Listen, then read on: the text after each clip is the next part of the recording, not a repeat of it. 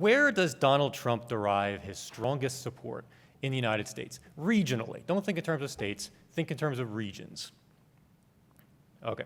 Just keep it in your mind. It'll come up later, okay? I'll circle back to it, as they say.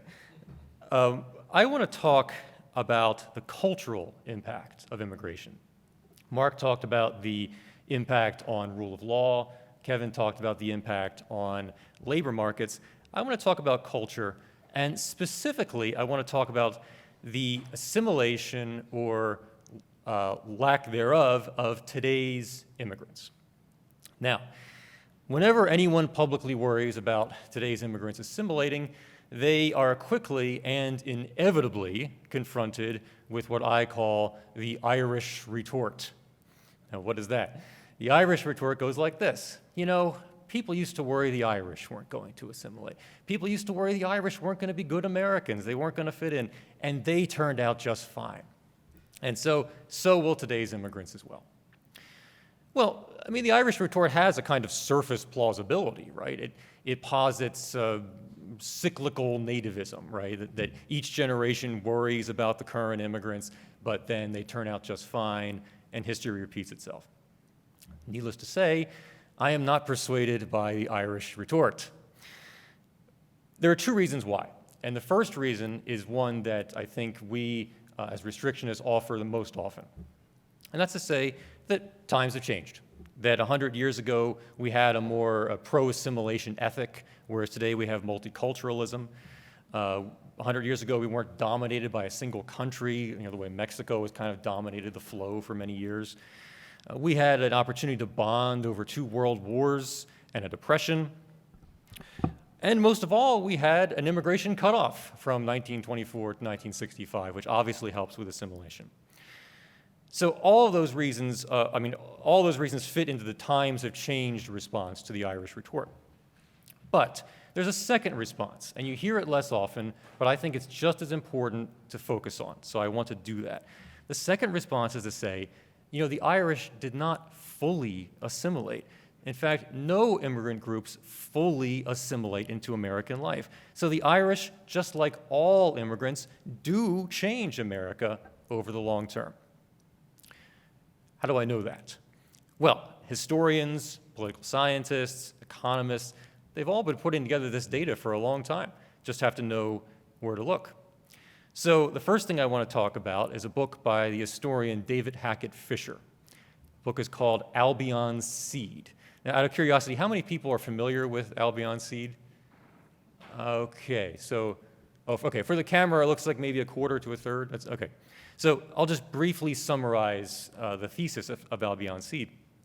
Basically, Fischer takes colonial America and he divides it into 4 regions, all of which were populated by different types of English settlers. So in New England, you had the Puritans, who were a very civic culture. In the Middle States, you had the Quakers, peaceable, less interested in politics. In the southern coastal areas, you had the distressed Cavaliers, very hierarchical society.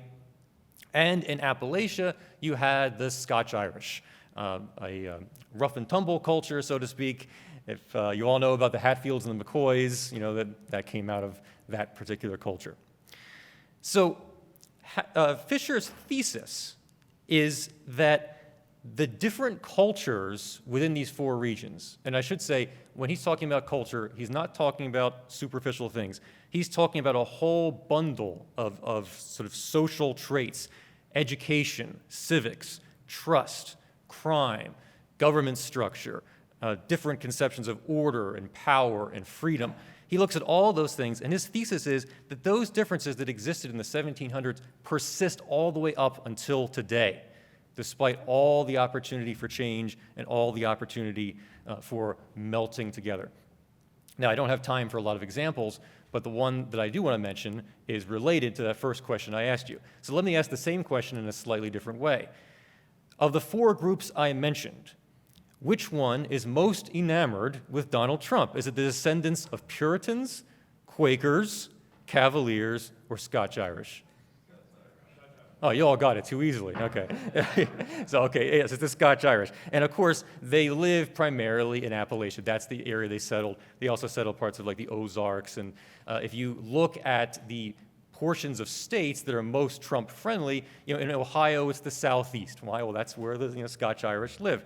Anyway, my point is that if cultures just melted together into some amorphous mass, then we wouldn't see this connection. We wouldn't see this group of people who came in the 1700s all deciding they love a man who ran for president in 2016. Okay, so you might say, fine, cultural differences are persistent, but isn't that only just with the founding? In other words, there's a founder effect. Whoever gets here first sets the culture, and then everyone else just kind of assimilates to that. Is that what's going on? Well, not entirely. There was a great article in the Journal of Politics, which I wish had more attention paid to it. It was an article that looked at the levels of civic engagement among specific European American groups. So it looked at how much they voted and what neighborhood associations they joined and how much they trust each other and so on. And then they looked at the same measures in Europe. And they found that the European Americans had about the same ordering in America as the Europeans did in Europe. And I know you don't understand that. I'll give you a more concrete explanation. What I mean is that in America, Swedish Americans tend to be more civic than French Americans, who are more civic than Italian Americans. If you go to Europe, you find that Swedes are more civic than French, who are more civic than Italians. Again, hundreds of years for this to have gone away, but it still persists in America. I'll give you another example. Many of you are probably familiar with the Robert Putnam research on diversity and social trust. Well, he defined diversity, in racial terms: white, black, Hispanic, Asian. But did you know that you can also find similar results looking at intra-European differences? So there was a paper in Social Science Quarterly that looked at rural Iowa towns in the 1990 census. So obviously overwhelmingly white, but not as homogeneous as you might think. There were different European ancestry groups in Iowa. What is the largest one? German, yes, correct. But there's more than just Germans. There's English, there's Irish, there's some Dutch, and so on. And what the author of this paper found was that if you define diversity as being not merely German American, but also a little Dutch American in there too, or a little Irish American, you get a similar result that Putnam did when he defined it racially. In other words, effects on social trust and civic engagement. So many other papers make similar points. I don't have time to go over them, but the point is cultural differences really do persist. And because assimilation is never complete with any group, it certainly will not be with today's immigrants either. They will change the culture, for better or for worse, just as their predecessors have. But I would say they will change it likely to a greater degree because the initial gap is wider. Think about it. If people from different parts of the same island, meaning Britain, remain different all the way up until today, what about people from different continents? So, why should we care?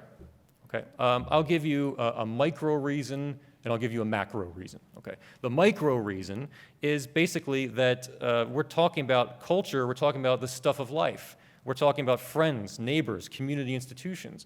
When those things change, that can be distressing for the people who are living there. That's how they derive their life satisfaction. And when they see their towns change or the schools change, that can be a real problem for them. This is not just sentimentality, this is real life.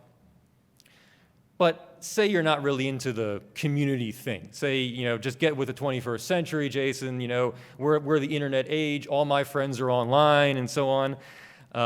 Well, I would say maybe you should care a little more about community, but fine. I'll give you the macro reason, okay? Actually, Senator Scott actually mentioned this last night. He said, and I will say, that the fact that America must always be wealthy and always be prosperous is not ordained by God. We're nature, right? Our prosperity, it depends on our founding institutions. It depends on people running them who are supportive culturally of those institutions. And tampering with the culture could affect those institutions, could threaten our prosperity. And I would also point out that our prosperity, especially the extent to which we drive innovation and global trade, is important to the whole world, not just to America. So I would conclude by saying basically that full assimilation is a myth. Right? Culture persists, and mass immigration will change America. It's inevitable. It will change it perhaps fundamentally and perhaps to the detriment of both Americans and to the world at large. Thank you.